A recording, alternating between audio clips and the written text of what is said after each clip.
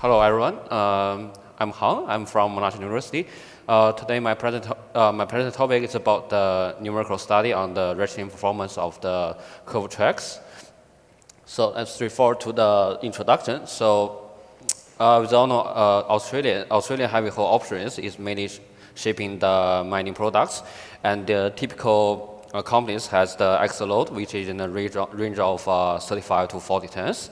And we can see from the graph, since the 21st century, the real degradation has increased dramatically because of the increasing annual shipping rate. And it's already found that the plastic deformation accumulation under the cycle loading, this is also called the ratcheting, is the main cause of the real degradation.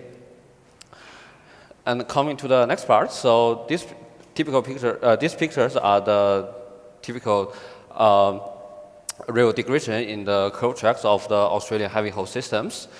And if this real degradation cannot be solved in short time, it can develop to very serious transfer defects, and finally got a complete real break.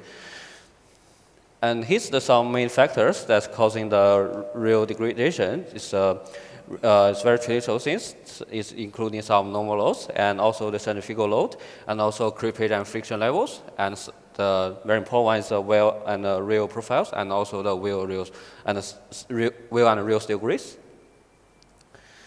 And previous work in Monash, we have already developed a comprehensive approach to evaluate the ratcheting performance in the tangent track. So this work including the measurement of the basic mechanical properties and the evaluation of the cycling plasticity by experiments. Based on these parameters, we can develop the cycloplastic constitutive model. Then we import this model to the numerical simulation softwares to run a cycle loading simulation to get the ratcheting performance. From this data, we can evaluate this ratcheting performance and the different cycle loading conditions, and select some important information about the real steels, and also devise some cost-effective track maintenance strategy. So in this work, we still use the same way to extend this work to the curved tracks. So we still investigate these 4 parameters. First one is the normalized tangential traction, which usually defines the stick and slip zones. And the second one is the friction coefficient. Another 2 is the lateral axle load ratio and the axle load. And also we need to compare the ratcheting results to the previous, which is about the tangent tracks. So come to the overall procedure. The first we got is to get the non-critical contact pressure distribution from 3D quadratic analysis. Then based on the analytic solutions, we can develop the longitudinal surface tractions.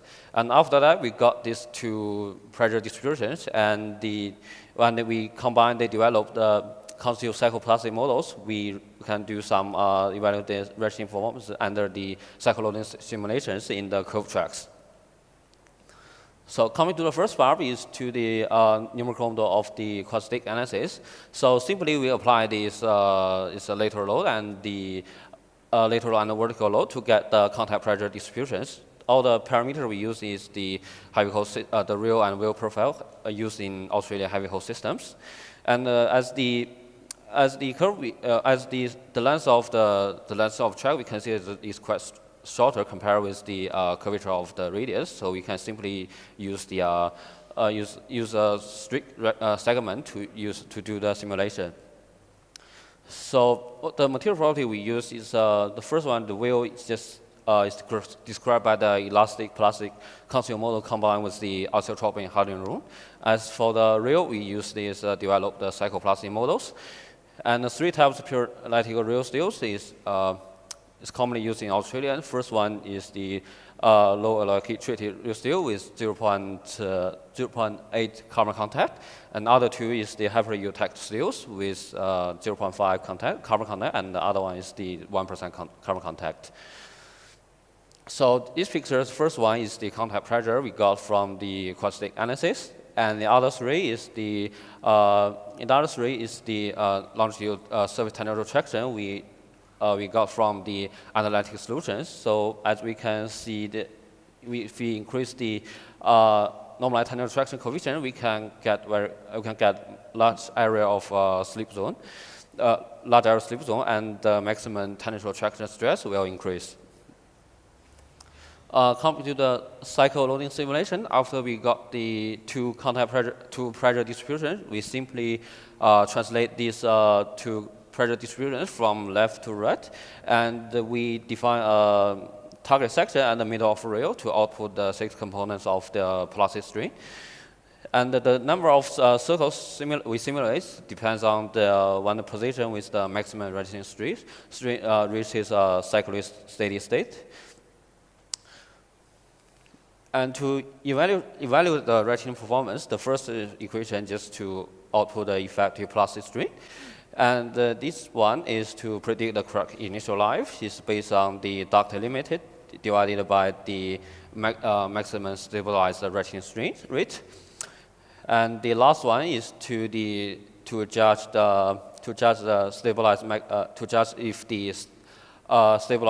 the maximum ratcheting string reach the steady state or not. So coming to the results and discussion, these are the parameters we analyzed, and these parameters can cover all the rolling context conditions in Australia heavy hull systems. And we use this parameter set as our reference parameter. And these three, and this chart, it shows the duct limit we got from the previous work. We can see the HE2, the hyper-eutectic steel with 0.85 carbon contact has the highest duct limit. So coming to the results, first one is the influence of the normal tangential traction. As we can see, all the simulation, we can finally get the stabilized steady state, and we can also see increasing the normal tangential traction. The stabilized ratcheting string is increased, especially after this value is larger than the 0.5. And also we can see the HE1 steel shows the worst ratcheting performance as it has the shortest correct initial life. And the final one is the low alloy kit treated steel performs better than HE2 steel under the low normalized tangential traction coefficient.